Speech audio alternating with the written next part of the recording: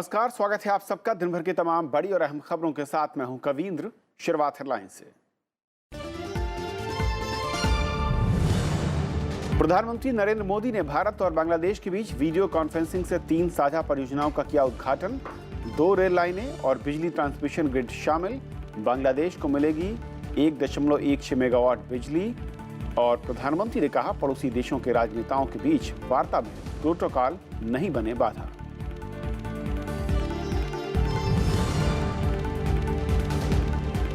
कांग्रेस समेत कई विपक्षी दलों का भारत बंद रहा शांतिपूर्ण। पेट्रोल और डीजल की बढ़ी कीमतों के खिलाफ बुलाया था बंद। बीजेपी ने बताया असफल, कहा नहीं मिला लोगों का समर्थन।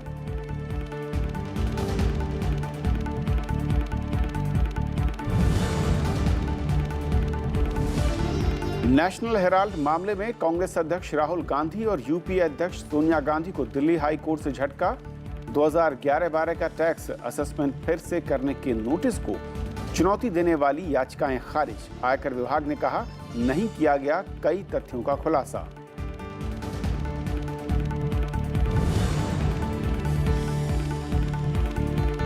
पीएनबी धोखाधड़ी मामले में नीरव मोदी की बढ़ी मुश्किलें। बहन पूर्वी के खिलाफ रेड कॉर्नर नोटिस जारी। भाई निशाल मोदी के खिलाफ सीबीआई का प्रत्यर्पण अनुरोध बेल्जियम भेजने की तैयारी। मेहुल चौकसी के खिलाफ रेड कॉर्नर नोटिस के लिए इंटरपोल को रिमाइंडर।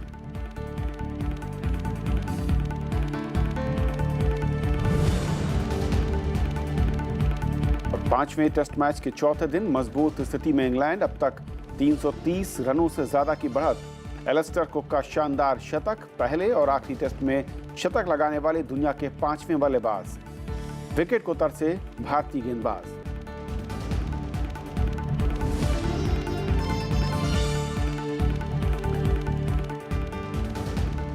प्रधानमंत्री नरेंद्र मोदी और बांग्लादेश की प्रधानमंत्री शेख हसीना ने आज भारत और बांग्लादेश के 3 संयुक्त परियोजनाओं का उद्घाटन किया। वीडियो कॉन्फ्रेंसिंग के जरिए हुए एक खास कार्यक्रम में दोनों देशों के बीच 2 रेलवे और एक बिजली ट्रांसमिशन ग्रिड परियोजना का उद्घाटन हुआ। रेलवे परियोजनाओं में क्लौरा शाहबाजपुर सेक्शन के पुनर्निर्माण और अखौरा अगरतला रेल कनेक्टिविटी परियोजना शामिल है। इस दौरान भारत की ओर से बांग्लादेश को 500 मेगावाट बिजली ट्रांसमिशन लाइन की भी शुरुआत हुई। इसके बाद भारत से बांग्लादेश को अब कुल 1.16 गीगावाट बिजली दी जाएगी। इस संयुक्त परियोजना के उद्घाटन के मौके पर दोनों देशों के प्रधानमंत्रियों के अलावा विदेश मंत्री सुषमा स्वराज, पश्चिम बंगाल की मुख्यमंत्री ममता बनर्जी और त्रिपुरा के मुख्यमंत्री बिप्लब देब भी शामिल थे।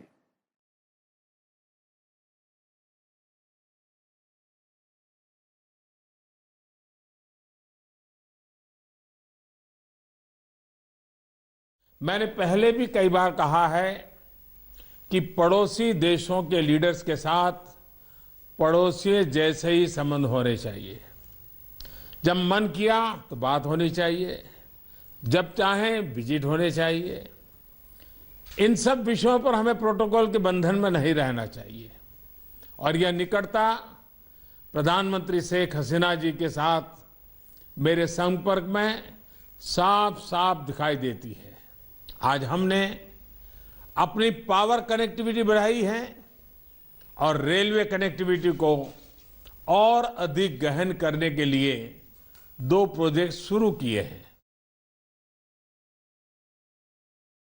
বিষয় সবসময় যে ঐক্যবদ্ধ হয় দলমত নির্বিশেষে এটাই প্রমাণ হয়েছে।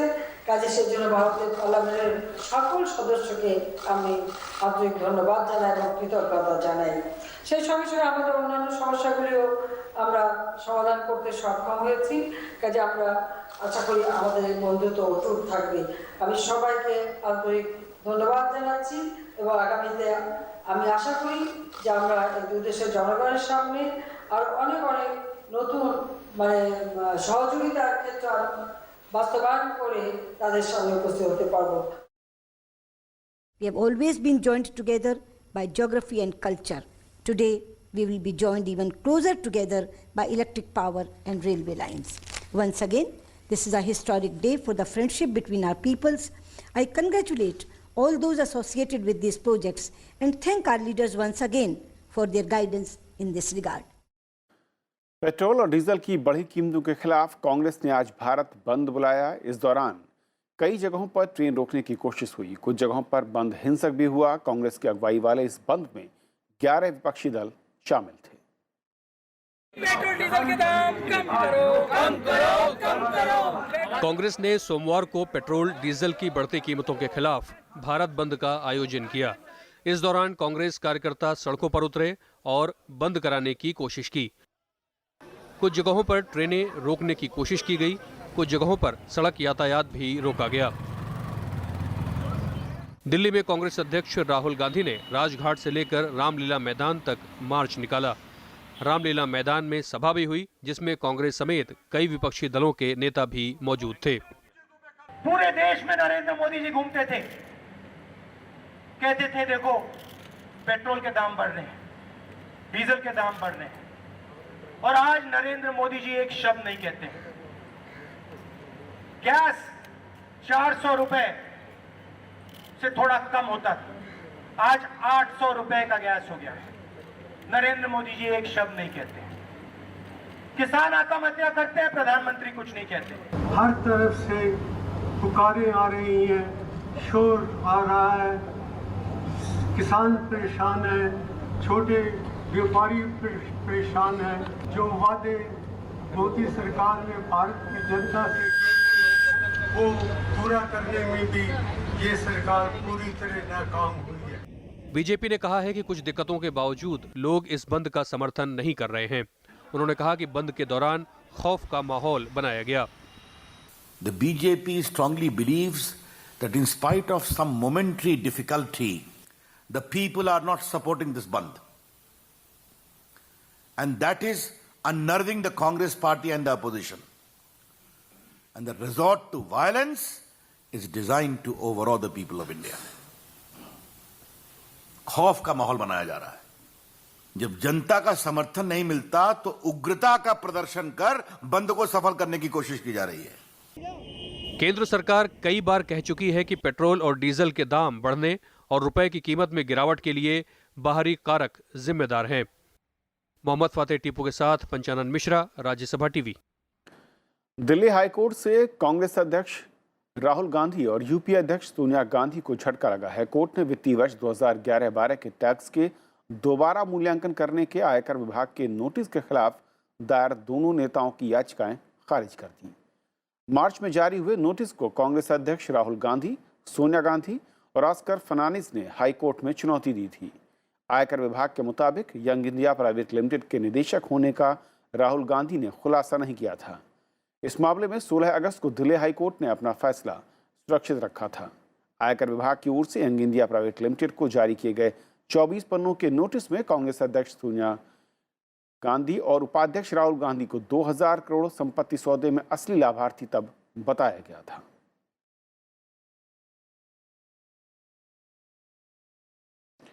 पीएनबी धोखाधड़ी मामले में इंटरपोल ने मुख्य आरोपी नीरव मोदी की बहन पूर्वी दीपक मोदी के खिलाफ रेड कॉर्नर नोटिस जारी किया है। इंटरपोल के नोटिस के मुताबिक पूर्वी मोदी के खिलाफ मनी लॉन्ड्रिंग मामले में ये कार्रवाई की गई है। ईडी ने इंटरपोल से पूर्वी दीपक मोदी के खिलाफ लुकआउट नोटिस जारी करने की मांग की थी। ईडी पीएनबी धोखाधड़ी मामले की जांच आगे बढ़ाने के लिए पूर्वी से पूछताछ करना चाहती है और जांच एजेंसी की ओर से मार्च में दाखिल की गई चार्जशीट में भी पूर्वी दीपक मोदी का नाम शामिल था। पूर्वी के पास बेल्जियम की नागरिकता है। इस बीच ईडी ने पीएनबी घोटाले के एक और आरोपी मेहुल चौकसी के खिलाफ रेड कॉर्नर नोटिस के लिए इंटरपोल को रिमाइंडर भेजा है। ईडी ने बताया कि रेड कॉर्नर नोटिस के लिए जून में आवेदन किया गया था और उसके बाद इंटरपोल ने चौकसी के खिलाफ लंबित आपराधिक मामलों पर और जानकारी मांगी थी।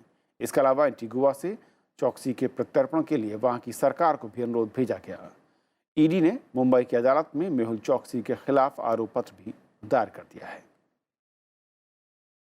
सीबीआई ने नीरव मोदी के भाई निशाल मोदी के प्रत्यर्पण के लिए अनुरोध गृह मंत्रालय को सौंपा है। ये अनुरोध शुक्रवार को गृह मंत्रालय को भेजा गया। अब इसे बेल्जियम भेजा जाएगा। माना जा रहा है कि निशाल मोदी बेल्जियम में छिपा हुआ है। बेल्जियम के साथ भारत की प्रत्यर्पण संधि है। निशाल मोदी के खिलाफ रेड कॉर्नर नोटिस भी है। आरोप है कि निशाल ने फर्जी साझेदार बनाए और उसे भी पीएनबी घोटाले से फायदा हुआ। प्रवर्तन निदेशालय ने एयरसेल मैक्सिस मामले में कार्ति चिदम्बरम से हिरासत में लेकर पूछताछ के लिए विशेष सीबीआई अदालत में याचिका दी है। जिस पर कोर्ट ने कार्ति चिदम्बरम से 18 सितंबर तक जवाब मांगा है। ईडी ने कार्ति को गिरफ्तारी से दी गई अंतरिम सुरक्षा वापस लेने की मांग की। कोर्ट ने कार्ति चिदम्बरम की गिरफ्तारी पर 8 अक्टूबर तक रोक लगा दी थी। साथ ही कार्ति के पिता और पूर्व केंद्रीय मंत्री पी चिदम्बरम को 8 अक्टूबर तक गिरफ्तारी से राहत है। इस मामले में पी चिदम्बरम और कार्ति चिदम्बरम से पूछताछ भी हो चुकी है। सुप्रीम कोर्ट बाबरी मस्जिद विध्वंस मामले की सुनवाई कर रहे सीबीआई जज एसके यादव की प्रमोशन से जुड़ी याचिका पर सुनवाई करने के लिए तैयार हो गया है। हालांकि शीर्ष अदालत ने जज से बाबरी केस में जारी सुनवाई की प्रगति रिपोर्ट दाखिल करने को कहा। कोर्ट ने पूछा कि अप्रैल 2019 की समय सीमा तक इस केस का फैसला कैसे सुना दिया जाएगा। पिछले साल अप्रैल में सुप्रीम कोर्ट ने बाबरी मामले में 2 साल के भीतर फैसला देने को कहा था। बीते साल जब सुप्रीम कोर्ट ने बाबरी फैसले के लिए टाइमलाइन तय की तो उसमें ये शर्त भी शामिल थी कि केस की सुनवाई कर रहे जज का ट्रांसफर न हो। इस शर्त को आधार बनाकर इलाहाबाद हाई कोर्ट में जज का प्रमोशन भी रोक दिया गया था। इसी के चलते जज का प्रमोशन रुका हुआ है और इसके खिलाफ उन्होंने सुप्रीम कोर्ट में याचिका दी है। लखनऊ की सीबीआई अदालत में बीजेपी के वरिष्ठ नेता लालकृष्ण आडवाणी, मुरली मनोहर जोशी और उमा भारती समेत 12 आरोपियों पर आपराधिक साजिश के तहत मुकदमा चल रहा है।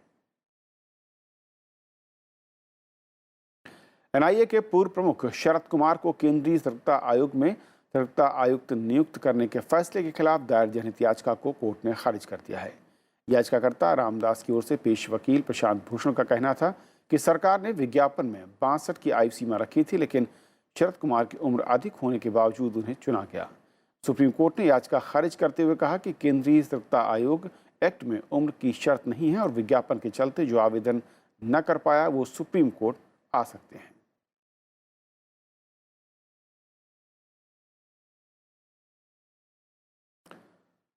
कर्नाटक के मुख्यमंत्री एचडी कुमारस्वामी की अगुवाई में राज्य के एक प्रतिनिधिमंडल ने आज प्रधानमंत्री नरेंद्र मोदी से मांग की। प्रतिनिधिमंडल ने कावेरी नदी पर कर्नाटक की ओर से मेकेदातु में बनाए जा रहे बांध पर तमिलनाडु की आपत्तियां दूर करने के लिए दोनों राज्यों के मुख्यमंत्रियों की बैठक बुलाने की मांग की है। कर्नाटक सरकार ने इस बांध के लिए फिजिबिलिटी रिपोर्ट पर केंद्रीय जल आयोग की मंजूरी मांगी है। हालांकि तमिलनाडु के मुख्यमंत्री ई पलानीसामी ने प्रधानमंत्री को चिट्ठी भेजकर बांध का निर्माण रुकवाने के लिए हस्तक्षेप की मांग की और इसके अलावा कर्नाटक के मुख्यमंत्री ने राज्य के 7 जिलों में बाढ़ राहत के तौर पर 1199 करोड़ रुपए की मांग की।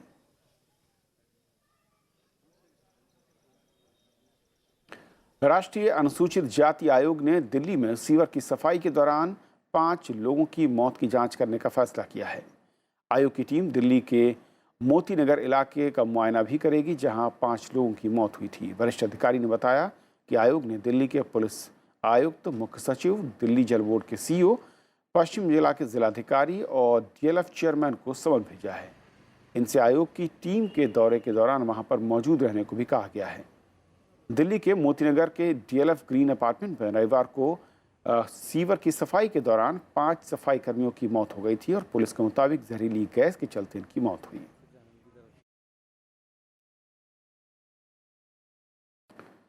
2007 में हैदराबाद में हुए दोहरे बम धमाके मामले में हैदराबाद की मेट्रोपॉलिटन अदालत ने 2 दोषियों को मौत की सजा सुनाई है।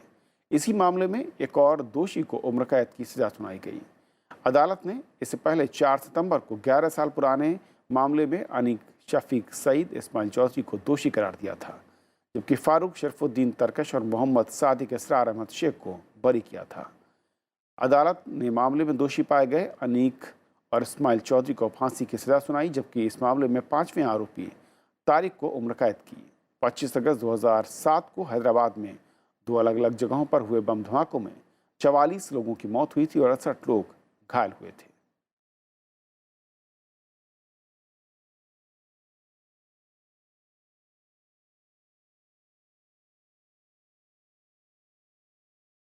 और अब बात शिकागो में हुए दूसरे विश्व हिंदू सम्मेलन की।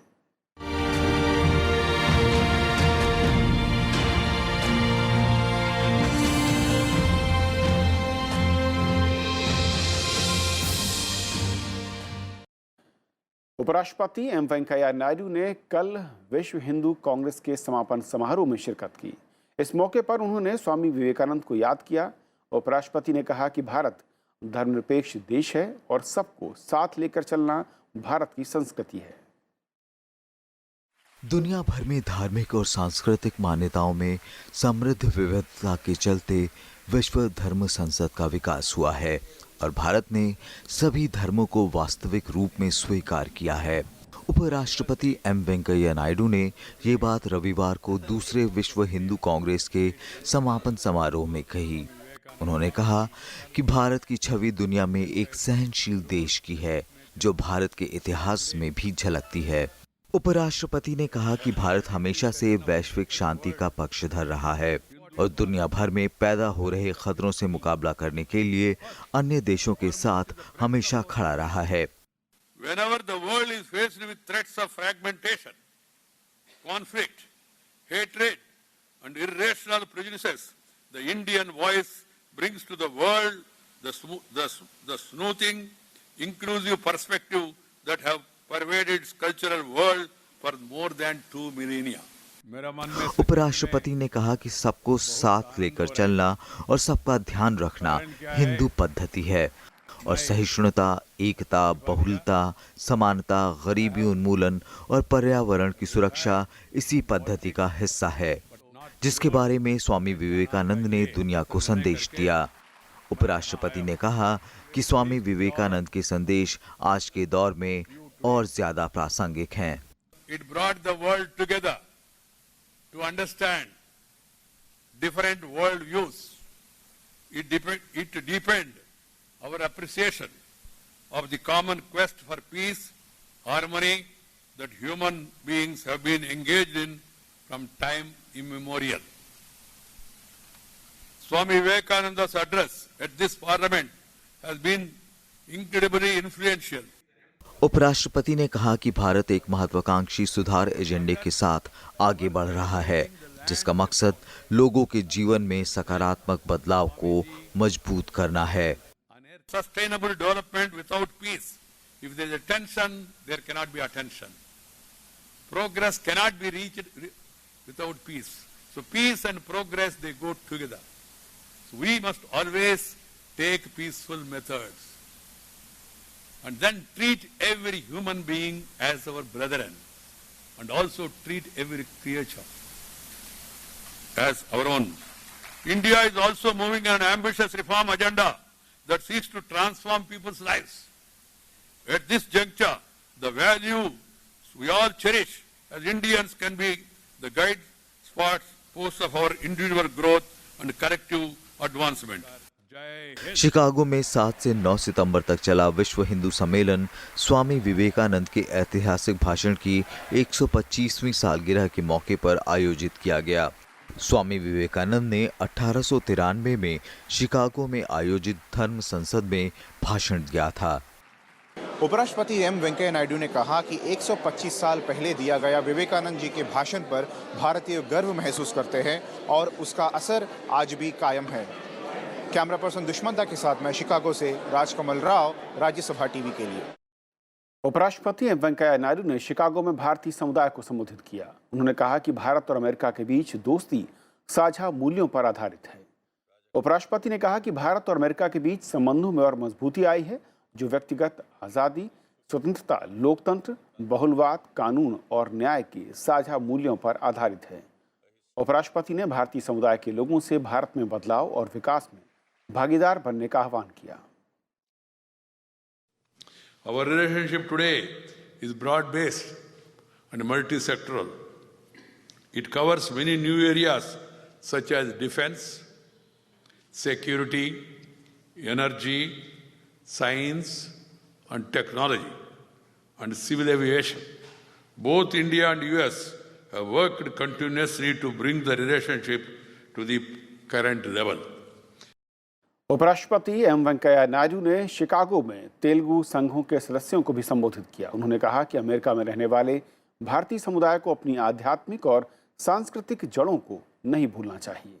साथ ही उन्होंने यहाँ पर रहने वाले भारतीय समुदाय से नया और उभरता भारत बनाने में योगदान देने का आह्वान किया।